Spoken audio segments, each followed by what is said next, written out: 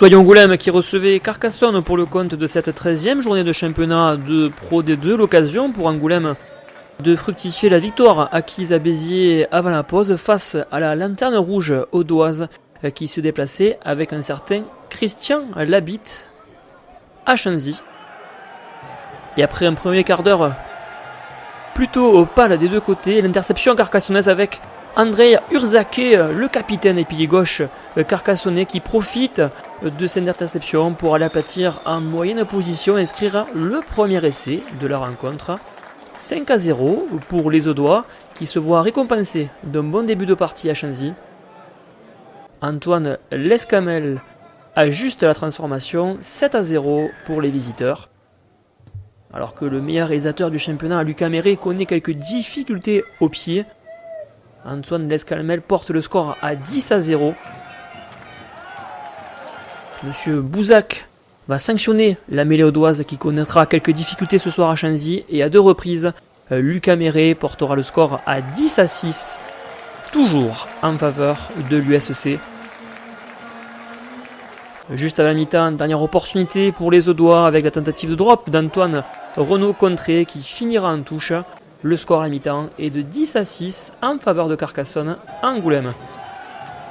La reprise est de notre acabit pour les locaux et notamment sur le secteur de la mêlée fermée. Monsieur Bouzac va sévir et va sortir le carton jaune à l'encontre du pilier gauche. Antoine Fournier pour faute répétée.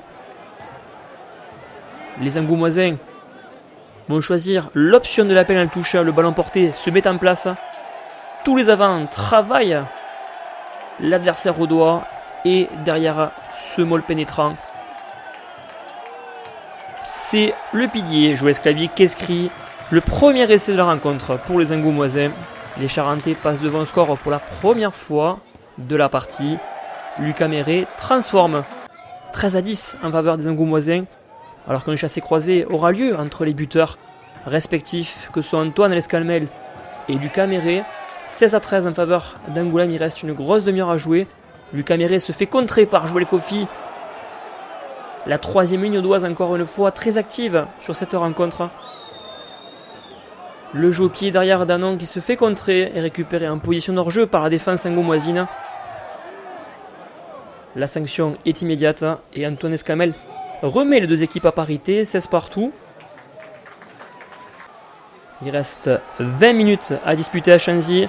Le bon travail de Clément Briscadio qui est arrivé, qui sert parfaitement Antoine Roger, qui casse un plaquage dans 2 temps, qui va aplatir l'essai pour le SA15. 21-16 pour les locaux face à Carcassonne. Lucas Méré qui transformera cet essai 23-16 et qui donnera une marge de sécurité définitive pour Soyons-Angoulême 26-16, alors que les Carcassonnais tenteront dans un élan en fin de match d'obtenir un bonus. François Bouvier qui était passé à travers la défense. Le jeu qui se déploie avec les avants. Antoine Renaud qui donnera une passe directement en touche. On en restera là malgré quelques petits échanges d'amabilité en cette fin de rencontre. Soyons-Angoulême qui remporte les 4 points de victoire et qui permet de s'inscrire dans la première partie du tableau de ce Pro D2, alors que les Carcassonnais connaissent encore une fois un nouvel échec à l'extérieur.